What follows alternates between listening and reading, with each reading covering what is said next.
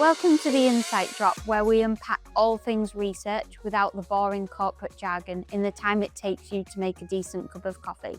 I'm Ellen, your host, and I've got the pleasure today of being joined by Millie, Insight Executive here in the custom team at Research Pods, and we're going to be talking all things about the power of face-to-face research.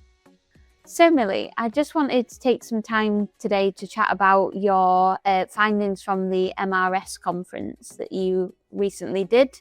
So you spoke about the value of face-to-face research. Why would you say that continues to be of value in the world, even though the world is turning more digital? Yeah, I think people genuinely just open up differently in person because you've already established a level of trust before you've even met that person or before you've even spoken to them, because you've both taken that time to travel and meet for this conversation, and that you've trusted that the other person will show up for that.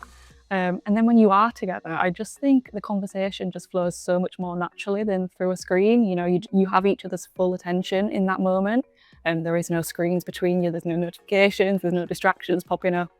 And I also think you pick up on so much more nuance in person. So I mean, body language is the main one, but also facial expressions, tone. I think that are things that can easily get lost through, you know, if someone's got a blurry camera or their mic's not on, or it's a bad audio. So while digital research definitely gives you the convenience and the scale, and which are such strong advantages, I do think that the value of face-to-face research, it can sometimes get forgotten. So in your opinion then, what would you say are the types of the insights that can only be captured from face-to-face research? I think when you're in person, things are naturally just less structured than online, and that often leads to really unplanned moments and unexpected insight. The first face-to-face projects that I did, it was a taste test for gluten-free products. And I was sat there, you know, taking notes. And when the moderator left the room to go grab the actual products, the participants just kept talking in that moment. And obviously in the discussion guide, we covered the experience of being gluten-free and the pain points of that. But they really started to share their stories in a much more sort of anecdotal way. So, you know, the places that they loved locally and the places they avoided, and giving each other those recommendations. And suddenly we had this like little gold mine of insight into their real lived experience as consumers. And I don't think that would have happened online. Because when you meet face to face, I've talked about, you know, it's not just the research and building trust with participants, but the participants also build that connection with each other too. And that's usually when those moments happen. So thinking a bit more about tech and AI-driven research methods, what do you like most about those, like digital or AI methods?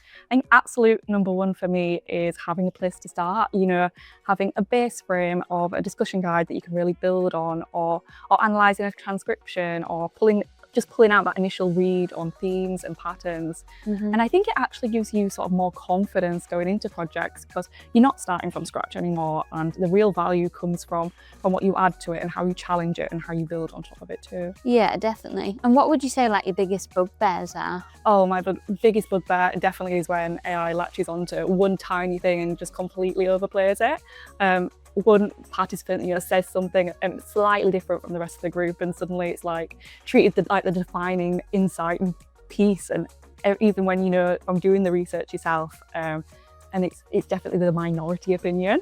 And I think that is just a reminder that AI is just a tool. It's not the researcher, and you still need that human judgment and context alongside it. Cool. So you've worked on loads of projects while you've been here at BODS.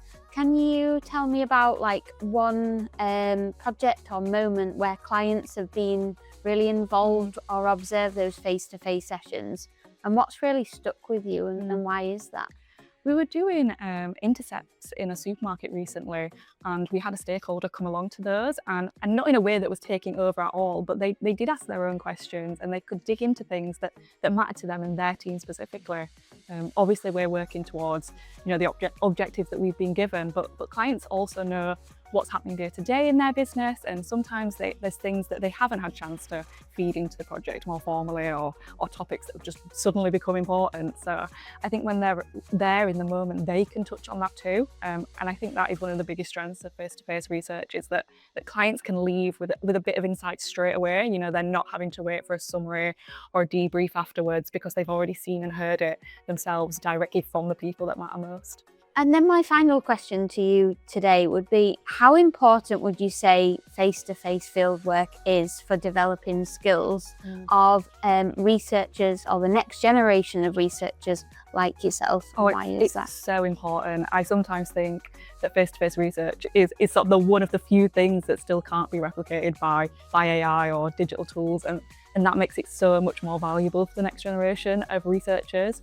It is quite a pessimistic take, but I do think the future of research could easily shift towards, whoever is best at prompting an AI chatbot, or rather than those who have the skills to read a room, adapt in the moment, pick up on nuance too. And those are the skills that AI, they can't really replicate. They're future-proof in that way. And I think the industry does have a real opportunity right now to actively nurture those skills and to not only develop stronger researchers, but also to strengthen the industry as a whole. Now, to wrap us up, the one question that we ask to all of our guests, so give us one last insight drop. What is your favourite office snack and why? I'm going to have to go for the little packets of biscuits that you get. I think the chocolate chip cookies. The mess is a bit of a situation, the crumbs, but they're a classic. I've got to go with them.